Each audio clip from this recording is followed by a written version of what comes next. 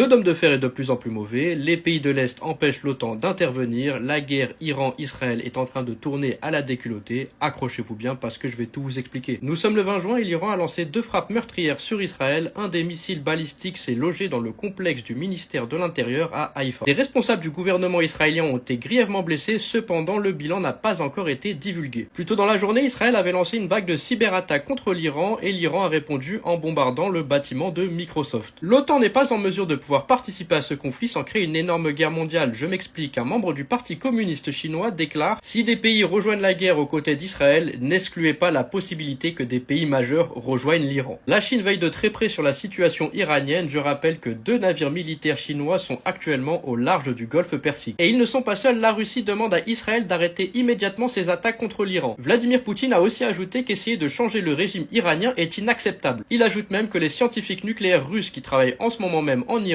ne partiront pas. La situation est totalement bloquée, les États-Unis sont obligés de faire des pirouettes. Donald Trump déclare qu'ils veulent la diplomatie et qu'ils ne veulent plus la guerre. Il y a quelques jours, le Royaume-Uni se disait prêt à intervenir aux côtés des États-Unis, maintenant il demande à Donald Trump de négocier. En parallèle, les défenses israéliennes sont totalement mises à mal, là où le premier jour ils arrivaient à intercepter 90% des missiles, aujourd'hui on est passé à 65%. Et ces chiffres vont sûrement être revus à la baisse, je m'explique, l'Iran a envoyé une douzaine de missiles dans l'après-midi et au moins 5 ont fait des impacts directs. À l'heure actuelle, nous sommes dans une situation où les alliés d'Israël sont obligés de regarder cette guerre les bras croisés. Pour finir, nous allons pouvoir suivre l'actualité en live depuis mon compte Kik, je vous invite à aller vous abonner.